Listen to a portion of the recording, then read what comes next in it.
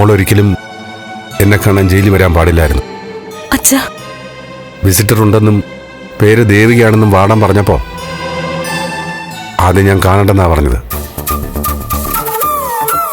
മറ്റൊന്നും കൊണ്ടല്ല, മോളുടെ മനസ്സിൽ എനിക്കുള്ള സ്ഥാനം അറിയാം.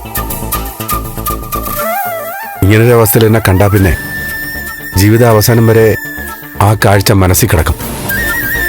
അച്ഛനപ്പോ ഞങ്ങളെ ആരെയും കാണണമെന്ന് തോന്നുന്നില്ലേ? നിങ്ങളെല്ലാവരെയും ഞാൻ കാണുന്നുണ്ടല്ലോ. എല്ലാവരും എൻ്റെ മനസ്സിലുണ്ട്. ഇല്ലച്ചാ, അതച്ഛൻ വെറുതെ പറയാ. അച്ഛന്റെ മനസ്സിൽ ഞങ്ങൾ ആരുമില്ല.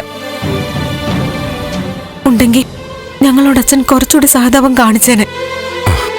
മോളെ, ഞങ്ങളുടെ കാര്യം വിട്. അമ്മയോട്, അച്ഛന്റെ ഭാര്യയോട് അച്ഛന് ദയവ് കാണിച്ചൂടെ? ആ പാവം നേരവണ്ണം ഉണ്ടിട്ട് ഉറങ്ങിയിട്ട് എത്ര ദിവസമായെന്നറിയോ? ഒരു കണക്കിന് നോക്കിയ അമ്മയൊരു ജയിലിൽ തന്നെയാ, ഒരു വീട്ടു തടങ്കല്. അമ്മ മാത്രല്ല, നന്ദു, രജനി ചേച്ചിയും ഞാനും ഒക്കെ അങ്ങനെ തന്നെയാ. അച്ഛൻ വിചാരിച്ച അമ്മയും ഞങ്ങളെ ഒക്കെ രക്ഷിക്കാം, അച്ഛനും രക്ഷപ്പെടാം. അച്ഛാ, അച്ഛനെല്ലാം തുറന്ന് പറയേ. മോളെ, മോളും പ്രഭയൊക്കെ പറയുന്നത് ശരിയാ. പക്ഷേ മോളെ, എന്റെ കേസ് കൊലപാതക കേസാ. ഞാൻ ഈ രഹസ്യങ്ങൾ വെളിപ്പെടുത്തിയാലും ഇല്ലെങ്കിലും കേസിന് പ്രത്യേകിച്ച് ഗുണം കിട്ടാനൊന്നും പോകുന്നില്ല. കിട്ടും അച്ഛാ, ഉറപ്പായിട്ടും കിട്ടും.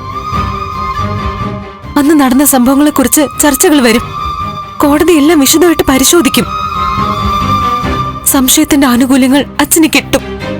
ആ ഒരു ആനുകൂല്യത്തിന് വേണ്ടി ഞാൻ പലരെയും ചതിക്കണമെന്നാണ്. ചന്ദ്രമതിയുടെയും മേരി തോമസിന്റെ അവസ്ഥ എന്താവും? അച്ഛാ, അച്ഛൻ അമ്മയുടെ അവസ്ഥയും കൂടി ഒന്ന് ആലോചിക്ക്. അമ്മ അച്ഛനെ കാണാൻ ജയിലിൽ വന്നിട്ട് തിരിച്ചു വന്ന് പറഞ്ഞത് എന്താണെന്നോ? സങ്കടം കൊണ്ട് പറഞ്ഞത്, കുറ്റപ്പെടുത്തിയതൊന്നുമല്ല. സത്യത്തിൽ സിദ്ധു കാണിക്കുന്നത് ത്യാഗമല്ല, ദ്രോഹമാണെന്ന്. ആലോചിച്ച അത് ശരിയാച്ചാ. അച്ഛൻ പറഞ്ഞതുപോലെ എനിക്കും ഈ ഒരു അവസ്ഥയില് അച്ഛനെ കാണണമെന്ന് ഒട്ടും ആഗ്രഹമില്ലായിരുന്നു. അച്ഛൻ ഇവിടെ ജയിലിൽ കിടക്കുമ്പോ അമ്മയ്ക്ക് സഹതാപത്തോടെ വേണം അച്ഛനെ കുറിച്ച് ചിന്തിക്കാൻ. അച്ഛൻ തീരുമാനങ്ങൾ മാറ്റണം, ഞാൻ അത്രേ പറയുന്നുള്ളൂ. അച്ഛന്റെ മനസ്സ് എത്രത്തോളം വലുതാണെന്ന് എനിക്കറിയാം. ആ വലിപ്പത്തിനൊപ്പം ഉയരാൻ അമ്മയ്ക്കും ഞങ്ങൾക്കും ഒന്നും കഴിയാത്തോണ്ടാവും ഇങ്ങനെയുള്ള അഭിപ്രായങ്ങളുമായി അച്ഛനെ കാണാൻ വരുന്നത്. സാധാരണക്കാരുടെ പ്രശ്നങ്ങളെ ഏറ്റെടുത്ത് പരിഹരിച്ച നേതാവല്ലേ അച്ഛൻ? ഞങ്ങളുടെ ആവശ്യവും അങ്ങനൊരു പ്രശ്നമായിട്ട് കാണുന്നു അച്ഛാ.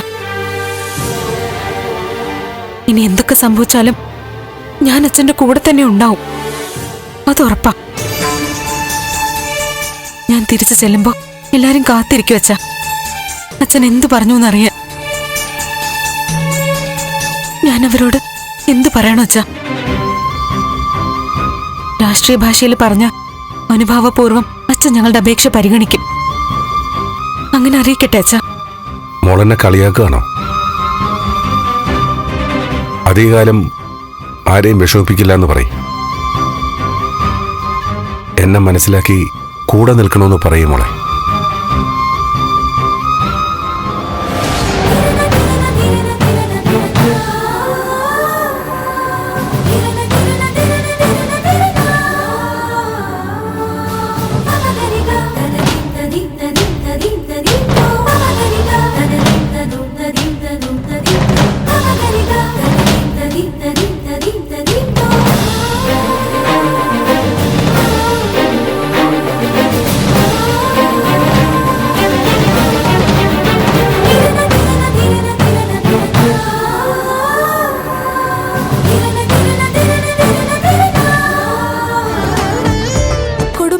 കൂട്ടുകൂടിയ 10 വർഷങ്ങൾ.